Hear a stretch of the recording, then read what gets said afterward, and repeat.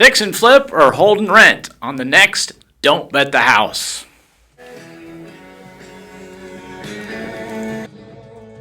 Mike, tell them we don't own the rights to this music. You got to tell them that. We do not own the rights to this music, but you do not have to live like a refugee. Who is this? Come on. Luke, we're going to divert this to you. No idea. That's Tom Petty. Ever heard of Tom Petty? Tom Petty. Don't forget about the Heartbreakers. And the Heartbreakers. Right. Unfortunately, Tom Petty no longer with us, but his music will live in infamy. Great musician. So Most people get educated on real estate and sports betting on this podcast. I get educated on music of your guys' generation. whatever it takes, whatever we need to do. Welcome to episode 14 of Don't Bet the House. I'm here, Money Mike, with your real estate professionals, Luke Glazer and Brendon Harper, and we are going to answer the question, first of all, so if you're involved in flipping houses, is it better to hold on to it and rent it, or is it better to just turn around and sell it? Both. I think it depends on the personality of the person who's investing. Each one of them has their own advantages. Each one of them has their own disadvantages. And I think when you're a new investor, having a clear idea of the strategy that you want to implement and the personality that you have to implement that strategy can make all the difference of whether you're going to be successful or not. But I also think that, as far as you go with that, sometimes it's about how you buy it as well. Because, if you buy it and there's obviously the room sometimes there's room to make it a flip because you can make that, and sometimes there's room to make it a good rental. So I just think that also matters how you buy the property. We have the new one over there on Gregory, and I actually just had a long conversation with an agent about, and I asked him, I said, well, what are you trying to do? Are you trying to flip it or are you trying to buy and hold? And he said, well, it just kind of depends how the numbers work out on it. Because I think either way, there's equity in it, which is what you want on a hold or on a flip. But obviously, when you're trying to get that money back right now, you're going to have a bigger window. But if you're saying, okay, well, I'm going to hold on to it for 5 years, then at that point in time, maybe the numbers don't matter as much as long as you still have some sort of equity, and then you get into the whole complicated stuff over, the taxes and, why are you doing this? But as far as buy and hold or fix and flip, you asked me, I answered it. Both, Mike. And that's kind of where I was leading us. It's the difference between passive income and active income, and I think you definitely build true wealth in this world with passive income. But how do you get to the point that you can afford all these houses? Well, you need that active income too. So yeah, you do. You want to be flexible. As a house with Gregory, that's what we're going to be. And so I think that's a good point for people to take away. And the thing, we bought that right where it doesn't really matter what we do.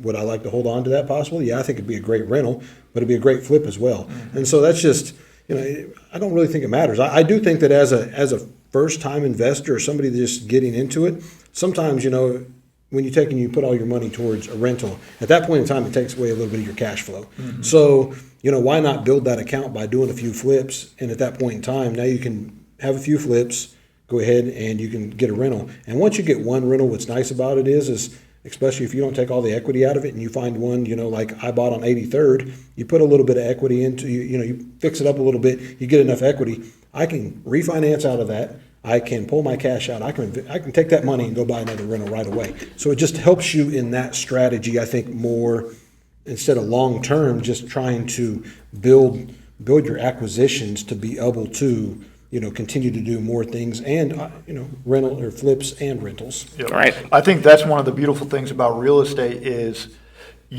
once you acquire a property, you can have some different exit strategies. If your numbers are really tight and you need to hold on to it for a little longer, you can turn it into a rental, allow the market to appreciate, and then down the line, sell it once, your tenant has paid down some of that debt or the market's appreciated where now you can realize some of that gain versus, fix and flip when you're going into it with that strategy. You are beholden a little bit to what the market's doing, what interest rates are doing. It's a little more risky in the short term, but, like we say all the time, where you make your money in real estate is where you buy it at, not necessarily where you sell it at. And so buying things right, it almost gives you the freedom to the point where you can be in a no-lose situation. And so buying it is, that's the number one key, buying it right, and then having a strategy from there. Well, I'm gonna mention that we're gonna have a 7-part series coming up about how to flip a house. We're gonna take you from the very beginning, how to get financing, how to look for the houses, all the way to the end. And I think it's something that people should look forward to, and we'll be promoting that as we go. But this is something that you can make money in, but you can also lose money if you don't know what you're doing. So a good idea to always pay attention to people that have been there. And call me. And call Brendon. Well, right then, we're going to get into a big weekend in the National Football League as we head into the Elite Eight of the league, and we're going to get right into these picks. And we're going to start with the first game, and that's the Chiefs and Jaguars right here at Arrowhead Stadium. Luke, what do you see?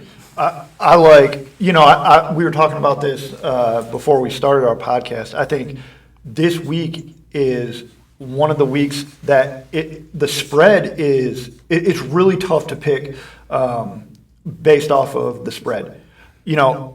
I like Kansas City to win this week, clearly, but they've done such a poor job against the spread, especially at home. And them getting 8.5 points against Jacksonville, I think Jacksonville is, there's some advantage of playing. Like, they've played 2 playoff games already. Their last game against Tennessee was a playoff atmosphere. And then obviously the Chargers was a playoff atmosphere, and they were both really close games. And so they've figured out a way to keep games close, especially that Chargers game where, Lawrence threw 4 interceptions, and somehow they still were able to win the game. It makes you a much more dangerous team when you know you can come from behind. Yeah. And that's what a lot of teams can't do. Well, you have that, but you also, the thing about them is you look at Jacksonville, like nobody expected them to be in the playoffs. Mm-hmm. We talked about this or whatever, they kind of remind me a little bit of like the Royals team, won the World Series. It's just like they're just having fun. Mm-hmm. There's no pressure on them whatsoever. Like, they're not expected to come into Kansas City and win. They probably weren't even expected to win against the Chargers. I believe that a lot of people picked the Chargers. I think they picked the Chargers to go deep in the playoffs. And that's just the thing is it doesn't really matter. They have nothing to lose here. Whenever you have nothing to lose, you can play loose. You can get out there. You can have fun. You can laugh. And I just think that there's a lot of pressure on being the number 1 seed, being a team that's been in the AFC Championship, 4 years in a row now. Like, that's a lot of pressure that you have to play under. I'm obviously picking the Chiefs, but I do think I think the 8.5 points. I think it's a lot of that's a lot of points. Mm-hmm. Now we might get surprised, and the Chiefs might actually come out and open up the playbook and see what we're going to do with it. Yeah, I think the one thing we know is Jacksonville is very well coached. We know they're going to come in here and be aggressive, and they started the last game out with an onside kick when they were at Arrowhead 2 months ago. So, they're going to throw it. They're going to throw the book at the Chiefs, and I agree that 8.5 points. That's not something the Chiefs have covered at home. Yeah. So probably from a betting perspective, Jacksonville is probably the play. I do agree the Chiefs are going to find a way to win the game, though. Yep. I'm taking Chiefs money line on that one. I like it. Safe bet. Moving on to the Giants and Eagles. Man, you know what? Jeremy Shockey be proud. I'm taking the Giants, man. And honestly, I think that I think Philly's good, and I think that Philly, but I also think that I think Philly. They have some faults. I think they have a really good defense. I think they have a good offense. But the thing about them is, man, the Giants, just the way they play is, they run the ball well. I think they can wear you down. Do I really think the Giants are going to win? It's tough to say. It's not a pick that I'm just super firm on, but I think that, as we know in football, anything can happen. And we saw that last week. And I think they're kind of one of those teams that, I like their coach. I think he brings a little bit of fire and desire. And sometimes when you have a guy like that, people rally around him and they find a way to win. Yeah. People always say it's hard to beat a team 3 times in 1 year. That's like the old wives' tale. It's hard to beat a team 3 times in 1 year. No, it ain't. It's hard to win a game when you've lost to that team twice already. It's a heck of a lot easier to beat a team for a 3rd time than it is to beat a team when you've lost to them already twice. I think Philly's going to run away with this one. I think the Giants, they're a great story. I think D-Ball's a great coach. I like him a lot. But I just think talent-wise, Philly's just got too much talent. They got a great offensive line. They got a great defense. They got a quarterback that is so dangerous, and they have really good wide receivers. I'm going Philly. I'm even taking Philly. I'm taking the points with Philly, 7.5. Mike, did you call Old Pappy to see what he said about this pick? Old Pappy's pretty wise, and we're gonna hear from Old Pappy another time. But I don't want to let the cat out of the bag. I don't want to let the cat out of the bag. Actually, he likes the Giants here, and so do I. And the reason is, I don't think we know what to expect from Philly. It's a lot of pressure being the 1 seed. You've been the best team all year. It's very difficult in that spot. Things start to go wrong early. Maybe you have a fumble early. There's a turnover. Things don't go your way. Can they rally from that? I'm not saying they can't, but we don't know exactly what to expect from them. And I have a feeling Jalen Hurts is maybe a little bit like Lamar Jackson. He's better playing from ahead. So I agree. And my thing is, they've had a few weeks off too, because I don't think Philly played all their players the final game of the season. So, sometimes I think that that's a bad thing. I think sometimes whenever you go in, being the number 1 seed is tough because you get that week off. Yeah, you get to, you get some guys or whatever. But sometimes the momentum's everything. So, I kind of. And that's back to what Luke was saying about Jacksonville. They've been playing in playoff games the last 2 or 3 weeks where the Chiefs have really had to limp home. All we had to do was win a couple games against bad teams, and then we had the bye week. So that is an advantage, I think. And normally I would agree with that, but I think Philly ended the year a little banged up. Hurts was a little banged up, and so I think them having that extra week of rest, extra week of recovery, I think that's going to benefit it more than it's going to, harm them in any way. Okay, I like it. And Brendon, what about Cincinnati and the Bills? Well, I got to put it on me first. Maybe I want to ask you that question and see where you're at on this. But I'm gonna take the Bengals, man. And maybe it's a selfish pick based upon the fact that I think the Chiefs are going to make it to the AFC Championship. I'm trying to stay here at Arrowhead and watch it, so maybe I'm hoping for the Bengals. But I just think, I think they have a lot of talent, and I think they find a way to win. They're kind of a young, cocky team. And I just, they're really good. Their run game's good. They have good receivers. Joe Burrow's obviously, he's a good quarterback. And I think, you look at Buffalo, I think that they're well-rounded. But, I think that Josh Allen has made several mistakes lately. And I think that when he gets under pressure, sometimes he makes a lot of mistakes. And for me, I don't feel like you see that as much out of Burrows. So I think that's kind of what it's going to come down to. Where are they playing at? They're playing at Buffalo, right? They're playing at Buffalo. Oh, why are they not playing at Atlanta? We'll talk about that later. Yeah, that's a whole different story that they should be. For me, this comes down to one thing, and that's Cincinnati's offensive line is so banged up right now. They lost their whole right side of their offensive line a couple weeks ago. They just lost another lineman last week. I just think at this point of the year, if you can't protect your quarterback and you can't give him time to make decisions, there's really nothing else you can do. We saw it with the Chiefs a few years ago when both of their tackles were hurt, and the amount of pressure that Mahomes was under, nothing else mattered. And I just think you can't operate your offense if you can't get the quarterback time. Yeah, and I think that's what we're going to see here. I think Buffalo's just going to put too much pressure on Burrow.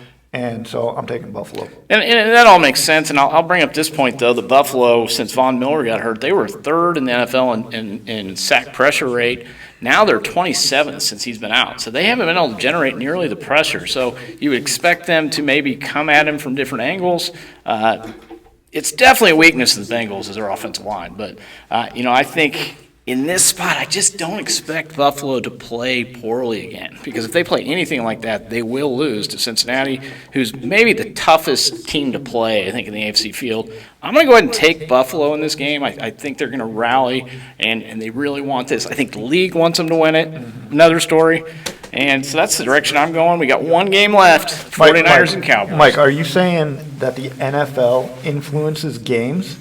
Is that what you're saying? I don't want to use the R word because that's not true. But I do think there's something to those. We talked about this in the office yesterday. 50-50 calls, 50 man. calls. I mean, they become 51-49 in favor it's of a the business, and that's the thing is like, you have to understand that about this, man. It's a business, and I think what's going to generate the most amount of money, really, you have the whole Hamlin thing, and you have, and obviously Buffalo has been ranked high all year, so it's not like they just came out of nowhere. But I think at the end of the day, like, money-wise, promotions doesn't make, but we've also seen, kind of on the flip side of that, going back to obviously last year, Cincinnati, they were in the Super Bowl, lost. Now is it their turn? Is it something they want to see again?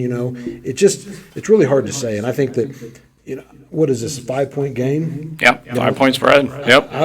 I really have a feeling it's probably going to come down to the final possession, and I think whoever kicks the last field goal. So really on that, I took the Bengals, but I'll take the points on them because I think 5 points is too much in this. Yeah, you're probably right about that. Makes a lot of sense. I think it is going to be a close game. Absolutely. I absolutely agree with that. That leads us to our last game, Cowboys and 49ers. I'm taking the 49ers, and I'm taking the points as well. 3.5, I think they're going to cover that. When I look at the 49ers, there's only one flaw that I see in their whole entire roster, and that's they're playing their third-string quarterback. And the only reason it's a flaw is because he came into the year as their third-string quarterback. He's inexperienced, but he's probably more dynamic than the other two. And he's played like a first-stringer. Right. The amount of weapons that he has around him and the things that they can do, just, dumping it off to Christian McCaffrey or throwing a little short pass to Debo. They just have so many weapons on offense. There's just no flaws with them. And they've done a really good job of protecting him and doing the things that he does well to create advantages on offense. And then their defense is so good. I just think that he's their only weak spot, and they've done such a good job protecting him that he's not even a weak spot for him anymore. This kills me, Mike. This kills me. I know where you're going. You know where I'm going, and this kills me. Man, this kills me. But I honestly, I'm taking the damn Cowboys. The damn Cowboys. Taking them, and here's why. I think, first of all, I think them being the underdog, I think both of these teams match up so well. You look at both defenses are really good defenses. I think if you compare both teams, I think the San Francisco, they have a good running game, but so does 49ers. They have Elliott, they have Pollard. I think that's a great, I think you look at 49ers, they have probably a better receiving core as far as Kittle, Debo, what's the other guy's name? Ayuk, yeah. Brandon Ayuk. Yeah, I just couldn't say his name, so that's why I leaned on you. It's tough. A lot of vowels. Yeah, it's just, that's the thing is, you look at both of these teams and they both have really good defenses. They both have really great position players. I have no faith in Dak Prescott, zero. I know that obviously he played really well last week, and now you talk to any Cowboys fan, and he's MVP, he's the best in the league. I don't know if he can repeat that against a really good defense, but I just also think that the weakness that you're talking about is kind of the one thing that I think that they're gonna make Brock Purdy. I think they're going to make him make some bad decisions that are going to cost him the game. My question would be, how do you do that? Because normally the way that you do that with a quarterback is you put him under pressure or throw some sort of coverage disguise at him that they've never seen before. But with San Francisco, if he ever gets in some situation where he's a little confused, they'll just put Debo in the Wildcat. And now you have Debo running the ball with Christian. Okay, they're extremely well coached. That's true. You know what? I feel better about this. I'm changing my pick. I'm doing a 4-game parlay here. It doesn't matter who I pick because I'm taking the Chiefs, Giants, Bengals, and I'm going to take the 49ers because it makes me feel better about myself. I'm going to put down $50, and I'm going to win $650 this week. I like the 14 parlay on the money line. All right. To me, there's no quarterback that is more overrated than Dak Prescott.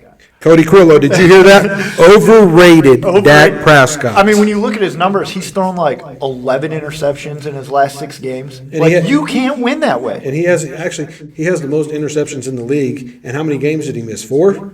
Yeah. So this kills me to even have an argument here about it. But I think that it's going to be a phenomenal game. You know what? I'm going to go the opposite direction here, but I'm going to acknowledge, first of all, how can you have any trust in Dak Prescott? You can't. No. It doesn't matter how well he played last week. It's in Dallas is one of these teams you can't really trust either. They haven't done it for, and how long has it been since they won in this round? It's 30 years, something like Yes. that. It's crazy. So they haven't been able to get it done. But the 49ers, the one thing you look at is they haven't played anybody. They've played 3 teams this year, actually only 2 teams this year, Seattle and Kansas City, that have a positive point differential. And the only one that was really a positive was Kansas City, and the Chiefs blew them out at home. So I think the Cowboys have some of the elements to get down the field and challenge, I think, an overrated 49ers secondary. And I think if Dak does show up, the Cowboys are going to beat the 49ers. That's fine, but, I mean, you guys have both made comment about how well he played last week. I mean, has there been a team that was more dead in the water than Tampa Bay No, all I year? agree. Terrible. And It's their terrible. defense was bad Oh, yeah. all Yeah. year. You know, Yeah, I've yeah, never that's seen true. Tom Brady look like, the guy off of the longest yard. Whenever he's like, well, why can't I be quarterback? And he throws it in the ground. That's why Yeah. I'll shut up Yeah. and go back over here. Like, that's literally how Yeah. it goes. Yeah, Tom Brady looked like a 45-year-old man. Your wife Played is calling. quarterback. Yeah. All right, Brendan's wife is calling, so we're going to go ahead and wrap the show up today. You've got our picks for this week. Again, we got some exciting stuff coming on Don't Bet the House, so try to stay tuned to what we got going on. You're calling and me while we're just on remember Don't Bet to the we'll go ahead and take this phone call live. Just remember to smash that like button. Leave us a comment if you could. Share anything you want with us. We'd love to hear from you. But whatever you do, don't bet the house.